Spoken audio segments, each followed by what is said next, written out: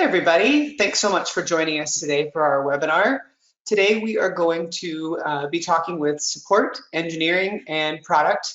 So we've got Jay here, who is our Director of Customer Advocacy. Is that correct, Jay? Yep. Perfect. And we have Claudie, who is our Engineering Test Manager. Hi there. And we have Joe, one of our product managers. Hi, everyone. So today we're going to give you guys a little look at support's process and also QA's process once something is escalated. And then we're going to be taking questions directly from you. So we've got some questions that I've had emailed to me in the past couple days or left on Facebook. But please feel free, we've got a little questions thing at the bottom here. Please feel free to ask questions at any time and I will call them out as we go along. So let's go ahead and get started. Jay, can I have you walk us through a little bit of the process for when you guys get a ticket in through support, how the whole process works for just a general troubleshooting or just general ticket that you guys get? Sure thing, yeah. When it comes to it, so we either get an email or it comes via the portal on the help center within the website. So once we get it in, it's triaged into what category it fits into. So if it's administrative, if it's troubleshooting or how to, whatever it might be. And our whole team is equipped to handle any of the tickets that come in. And they go from the information that's given to us from the beginning. So if a customer is emailing us in, we check if that email has come from the registered address, which is really, really important, because if it's not, then we have no idea who this customer is and we don't know who their account, where they're at, what they're subscribed to or anything like that. So we do need to make sure that it's from the registered account. If it's not, we ask for the registered account and then we start corresponding via that email. So that's the first point of call, because if someone's having a problem with the account, we need to be able to go into the back end to see what's going on, and we need to know where that is. So whatever email someone is registered with, that's the one they should reach out with if they can. Once we get that in and we know it's what their account is, then we work with them to try and solve the problem depending on what it is. If it's a troubleshooting issue, say for example they're having trouble logging in, or they're having trouble when they're in the editor and there's something specific not working properly, we take a look at the issue from the core to see what is happening locally and if there's anything happening within PicMonkey as a whole. So we just have to ask a lot of questions a lot of the time. Awesome. I know it's like playing 20 questions. And for those of you who don't know, I actually got my start in support. So I'm very familiar with doing the just kind of 20 questions, trying to figure out exactly and nail down where the issue is. Just so if it is something that we're not able to resolve on support's end, that we can send it over to Claudia and her team to escalate that. So Claudia, could you give us a little rundown of, let's say, support has an issue that they're not able to solve on their own, and they do escalate that to you and your team, kind of how the process goes for any bugs or an issue that may pop up? Yeah, sure. So we are sort of the second level support, where Jay and his team will try to troubleshoot the first level. And when it comes to us, we will basically, the first thing we do is try to have a look at the user, or if it's common trend first, then we'll try to replicate it. But if it's not, we will look at the user's hardware details and look at any steps that they've taken to troubleshoot, and then try to replicate on all of our test devices. So we've got a bunch of test hardware, laptops, mobile apps, if it's a mobile app issue, and then we'll try to replicate that. And whenever we do find the repo steps, then we can raise a bug with the developers and get them fixed as soon as possible. So so that's mainly our process in the QA team when bugs come from the support team, Jay's team. Awesome. Thank you so much, Claudia. Yeah. So I want to go ahead and get into some questions now. And I know one of the questions we've gotten a lot is about Flash. So we do have old PicMonkey and new PicMonkey. Old PicMonkey is a Flash-based app or program. And with Flash ending coming up soon, we've had a lot of questions about that. So I was going to send this over to Joe. Just with Flash ending, what does this mean for old PicMonkey? Is it going away? And if that is the case, about when is that going to happen? And what's our solution to solve for no longer having Flash? Sure. So as a background for Flash, Flash has been known for being a security risk due to just the ability for other apps that use Flash to take complete control of your computer or your system. Hence the reason why in old PicMonkey, we have the ability to pull all these system fonts and like automatically all the custom fonts that you might have on your system. That is a Flash thing. They essentially have complete, by installing Flash and having it run on your computer, we're able to then go and look at your system and pull all the fonts. So if you imagine those who don't have a good intention, they might use that ability to take control of your computer, high risk for hacking, installing cookies and things like that. That kind of looks at how you're using your computer or what you're doing. So there's a high security risk there. Flash cookies are also different from browser cookies. When you clear your browser cookies, you actually don't clear Flash cookies. There's a separate step and a little bit harder step to do to clear Flash cookies. So you can imagine if you visit a site that is using Flash and they install a bad or a high risk cookie, then you won't be able to clear that out too. So all in all, Flash is high risk. There are security issues to it, which is why Chrome will be sunsetting and no longer supporting Flash by the end of 2020. So this is December 2020. Adobe will also be not supporting Flash by the end of 2020, which also means that PicMonkey for V2, just old PicMonkey, how Jake just said, that uses Flash app, will also be sunsetted at the end of 2020. So what does this mean for existing PicMonkey users? We have new PicMonkey that is completely built on HTML5 through WebGL. It is a web-based app, no longer uses Flash. And we have been advertising, we've been showing ways to use new PicMonkey. If you're a current old PicMonkey user, you've noticed that we put the badge old on top of the PicMonkey logo. We have links in the old PicMonkey homepage to go in and try the new PicMonkey app.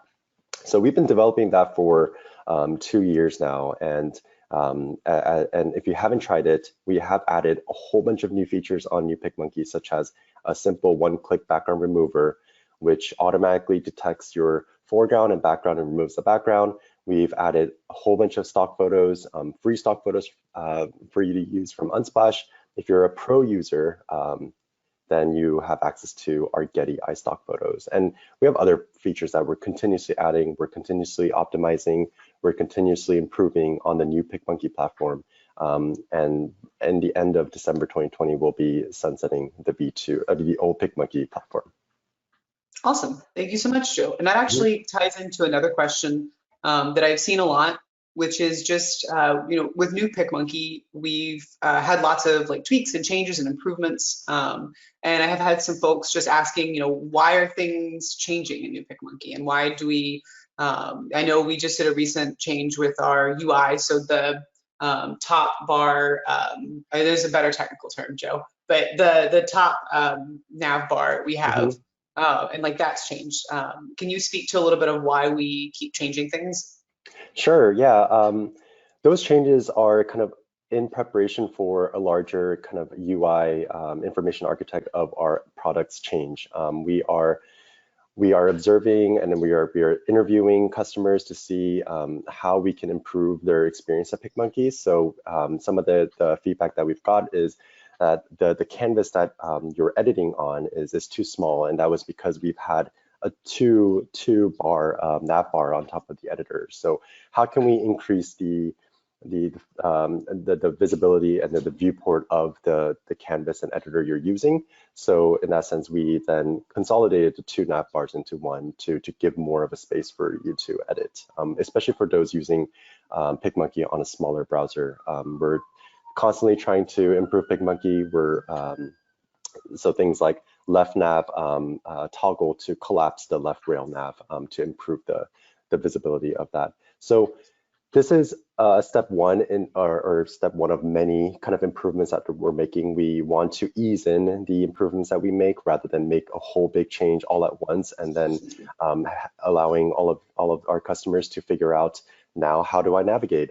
We are making incremental changes, all for the goal of a larger improvement in the future. So awesome. Thank you so much. Let's see here, take some questions. So we have someone asking about transitioning from old PicMonkey to new PicMonkey. And is there a good, easy beginner's tutorial? So for that, I would actually say if you go to picmonkey.com/blog, it'll actually take you to, we have a huge resource center that we're constantly building out with both video tutorials and text tutorials. So they'll have lots of GIFs. And that's honestly the best way to get started. I think we actually even have a get started page through our resource center. Yeah, and it's a wonderful place to get started. And also always feel free to email us at help@picmonkey.com. That'll take you over to Jay's team, and they are wonderfully equipped to help you with any how-tos or any part of the product you're having trouble working through, or even a project that you're working through. His team is incredibly wonderful about just making sure that you leave with more information and able to, get things done. So please feel free to contact support if you ever need help with that. Okay, so let's take some more questions here. So one I've actually noticed a lot of, and Claudia, this might be good for you to speak to, any folks that deal with sluggishness or some slowness. I know that there are a few different reasons for that, and it really, and you can probably speak to this a little better, but I know from my time in support, there's so many different variables that can go on with this, whether that is browser or hardware or software. So can you speak a little to some of the common reasons for sluggishness, how to solve them, and ideally when to contact us? Yeah, sure. So as Joe mentioned, our new PicMonkey is built on, it's a web-based application now. So just like any other applications that you use on the web, on the website, on your browser, it's not an application that you download and you install on your machine. So that's the big difference. So when something runs slow, there's again a lot of reasons behind that, and this is why Jay's team's trying to ask you a lot of questions around have you tried this, have you tried that, and so I can go through some basic troubleshooting with you. First thing is close your browser, restart your computer. That's the first thing to do if you feel like there's sluggishness. Just like your mobile phone, if something doesn't go right, just restart, and restart most of the time helps. But again, if it doesn't, then let's go to the next step. Next step would be to check your if you have a lot of tabs open. If you have 10 tabs open versus 1 tab open, that plays a difference. So that's the second thing to look for. Then we can go on to hardware. Now, hardware, as Joe mentioned, this application, PicMonkey, is built on a WebGL sort of, how do you call it, technology. So there are some limitations, and we know that it won't work on some hardware. I say DirectX 9 if anyone knows outside, if anyone knows, but that's also why we get your GPU, your graphic card details, so that we can have a look at that. But that's mainly how we will start the troubleshooting process. And if none of these work, then I think that's the time to contact support, and that's where we jump in and help you guys with your problem. Yeah, and honestly, Claudia, you and I have worked together, especially when I was in support, and I just want to say, Claudia and her team are really wonderful about, staying with these issues and making sure that if something does come up, that they are resolved as quickly as possible.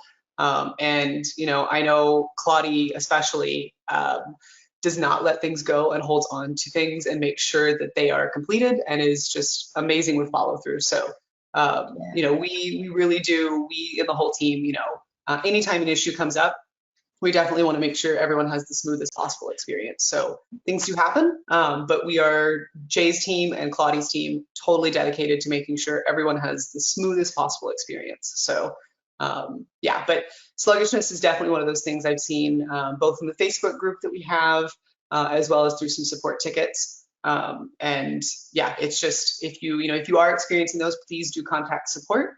If, like Claudie said, those steps don't work for you, definitely give us an email at help@picmonkey.com and we can work with you and get you back up and running. So let's see here. So let's see. Sorry guys, going through tabs here. Is there any way to enlarge thumbnails in Hub to see a bigger view? So actually with that, you can do, in PicMonkey there is, and if one of you guys knows the exact location, I know it's in Hub View, to be able to view in slideshow. I'm not exactly sure where the button is without looking at my PicMonkey Hub real quick, but there is a slideshow view that will give you a much bigger thumbnail image that kind of enlarges it for you. So there is that. I'd like to also add, there's also a slider on the top right where you can toggle to adjust the thumbnail size. That's another option. Oh, awesome. Oh yeah, there is. And let's see. So I also noticed another question here about image and text quality. So if you have an image that looks a little low resolution, Jay or Claudie, you know, are there some reasons for that you guys have seen, or common issues that give some lower quality text or images? Yeah. So JPEG can cause a lot of problems when it comes to exporting, and then after you export, resize the image. If you've designed the image in the editor and you've done all your edits within the editor, usually it's rendering quite well and it'll look good, and then you export it and it's in the size you want it to be, happy days. But if you then need to put that into a different size, so if you're using an image for multiple different social sites or different ways, and you have to kind of shrink it, it'll get pixelated. That's just because it wasn't designed for that particular size. So that's why when you're on the editor, you've got so many variations of, like YouTube, so many variations of Facebook and Instagram, all different sizes, and it's always best to use the right size for what you're putting it into. Otherwise, you will get degradation, and that goes from the other way if you're stretching it out as well. And we always do say with images, if you're going to like resize it and you don't want to make multiple variations, PNG is the best, because that doesn't lose as much data that's stored within the file as you would lose with a JPEG. And it also keeps transparency if ever you're doing a transparent image. Make sure you do it as a PNG rather than a JPEG. Text can be very, very corrupted, depending on the font. Text can be very corrupted if you shrink it. So make sure you design the size that you want when it's very text-based, and just use the size based on the destination for the image. Otherwise, the elasticity within the actual font, it'll get those little jagged edges. That's difficult to get rid of, and it will dictate based on the font itself. Some of them are better at it. Some are better at kind of stretching between going small and going large and all that. But your best bet is just to create the file size you want for the destination, and that will help you and keep your image sharp. Yeah, I think I noticed in my time in support, a lot of the, I know a lot of folks had an issue with text would be super small. They'd be designing on a smaller canvas and do the text really small for like a Facebook post or something like that. Just basically, it was essentially just not using the best optimal size for that, and just having a really small image. And then when you do it through Facebook or something, it blows that image up and the text is blown up really big, and it kind of shows a little of the pixelation. So definitely, like Jay said, work with, you know, if you know the size, the output size, kind of work with that in mind. And then this is probably for Joe, and no worries if you don't have a complete estimate here, but any question about the paint option from old PicMonkey? Yeah, so paint is something we are looking to bring back into new PicMonkey.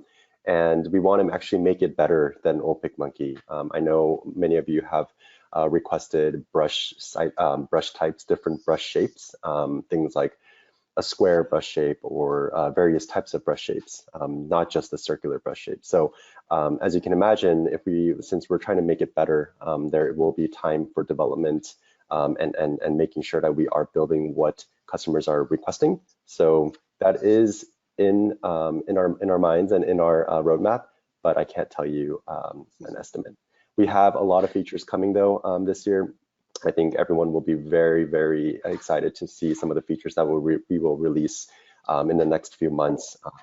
I can't tell you anything much about it, but just stay tuned. I know we're sworn to secrecy, but yeah, no, I mean, honestly, 2020 has been a pretty big year for us already with the things we've released so far. I mean, I've been with PicMonkey 2.5 years, almost 3, and I'm still surprised and just amazed that, you know, we've gotten these really, really good projects in like a really short amount of time, and they've done so wonderfully well. So yeah, 2020 is going to be really exciting. The rest of the year, even though it's weird, it's already half over, doesn't feel like it. But yeah, a lot of cool stuff coming. So thank you for that, Joe. And then Jay, for you, someone's asking about an online chat for support. Is that something we're looking into? Is that something we've considered or will consider? We've just migrated. We had a support system for a few years that just hasn't grown with us. So we've migrated to a new one. We're in the process of completing that migration. Yeah, that's got much better functionality. Chat is difficult. I don't know if anyone recognizes my accent, but we're not based in the US.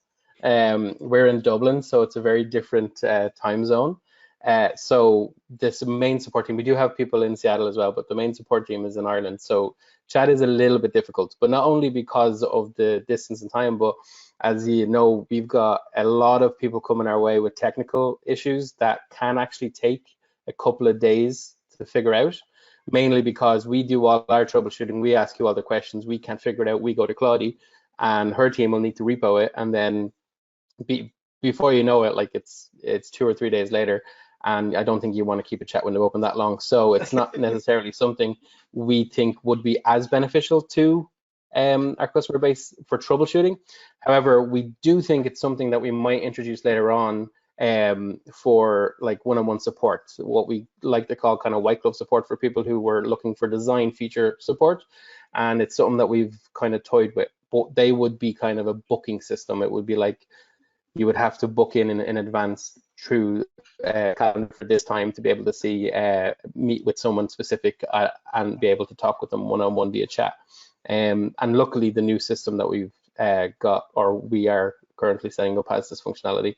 But that's down the line. We're going to wait for that until we get all our ducks for what we're doing just now. Oh, that's pretty exciting, Jay. Thank you for that. And so a question kind of back on old PicMonkey.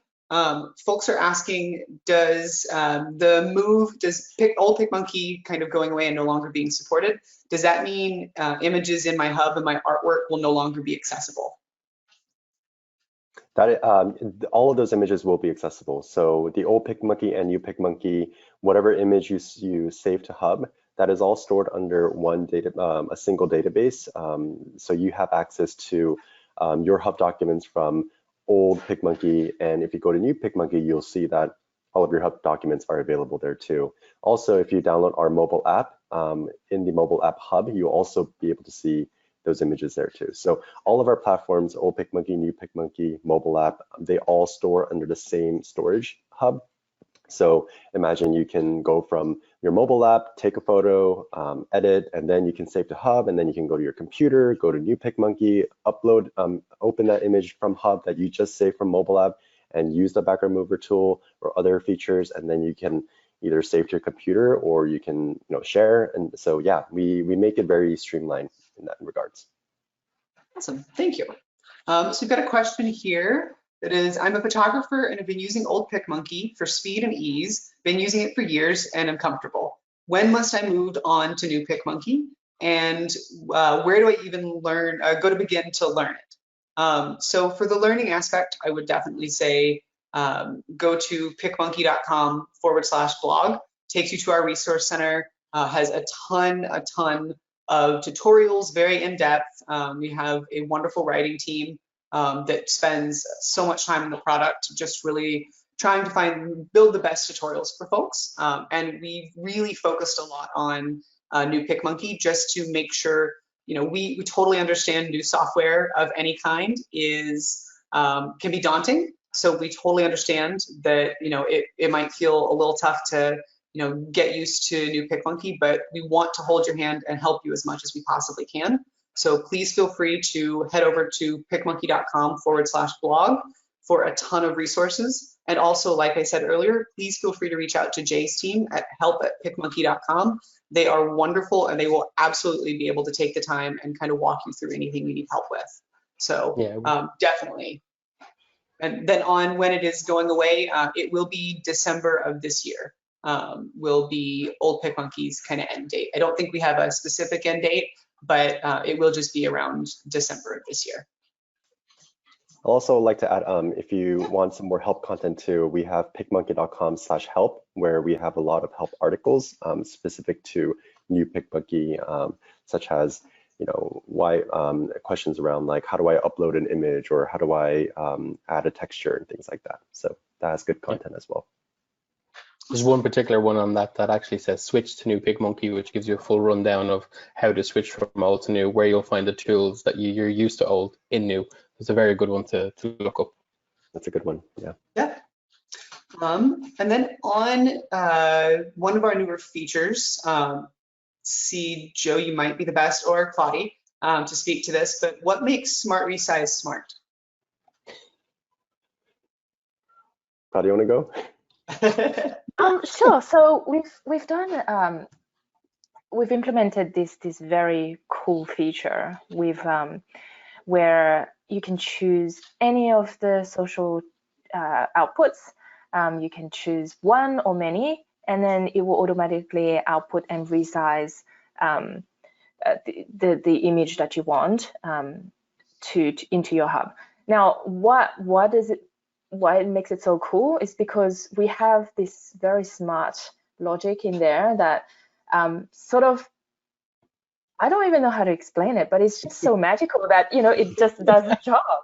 So when you have, let's say, for example, a Facebook cover, and you have text running along, the length of so the width of the image, and then you want to resize to a Instagram post, for example, which has a very narrow size. So the text will automatically flow and then resize, and the image will recenter to the middle. And like I said, it's magical. Yeah, you don't have those distortions. That's what makes it smart. Yeah, that's what makes it very smart. Because I think the big thing is, I know with like resizing, I know I've done this in the past, just trying to resize something, and you end up with, you have either a flattened image, or you end up basically getting distortions with your resize. And so I think one of the best things about Smart Resize is you resize without having to deal with those weird, distorting your text, or this is especially good if you have a project you're already finished with and you're coming back in to get an output for, a bunch of different social media sizes, which also helps with batch, being able to batch those and do a bunch of different sizes all at once. But it also makes sure that you're not going to have weird distortions on text or graphics or images like that. So I think, yeah, and that goes back to the questions. Sorry, Claudia. One of the big things that we get in support is that people do want it to be magical, and as magical as the coding is, it is very, very, very smart. But it's not magic, because if it's a flat image, you won't move the text. Just remember that, because we get that a lot in support. Because you've designed your creation in PicMonkey, and you've got your varying layers, because you've got your text layer, your different graphic layers, and your main body and background. It's using all of that, and as Claudia said, it's extraordinarily smart. It takes every layer you have and resizes it into the other social media site or other design or custom canvas you want, and automatically moves everything into place. You might have to do a little bit of touch up afterwards, but it's doing it for you, and it's creating them. You can create so many at the same time, like dozens at the same time, to suit whatever social media site you want. But if it's a flat image that you're uploading into the editor from like a picture you took, and you want to resize it, it won't move any imagery, it won't move anything that's flat. Just remember that. And that will start to look a bit distorted. Perfect, thank you. And then we do have some questions just on if this is going to be available later. We will upload the webinar in its entirety to our YouTube channel and also to our Facebook group that we have. So no worries if you missed a little bit of it, we'll post this up. So the next question I have here is on brush shapes. Folks are asking if the eraser shape, or I guess brush shapes in general, can be changed at all. So right now we only support the circular brush shape, but we are looking into adding some additional brush shapes, but currently that's in research phase. Awesome, thank so you. And then I have another question on an issue of getting a reconnecting error. I know that I feel like this is one that we have worked through in the past. Claudia, have we? Do you know if we've nipped this one, the reconnecting issue? I haven't heard anything new around this issue anymore, unless people tell me so.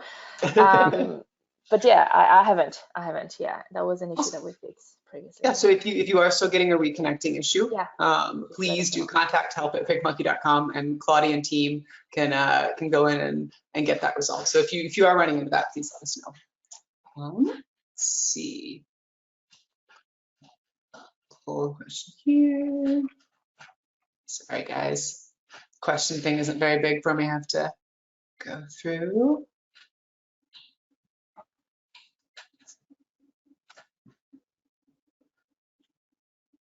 Okay, a lot on tutorials for a new PicMonkey. And again, like I said, the blog is probably the best place for that. We're also working on more video content, so we do have a YouTube page as well. So please feel free to jump into the PicMonkey YouTube page. We do have a few tutorials on there, excuse me, as well. So it's a great way to kind of transition from old PicMonkey to new. So let's see, I think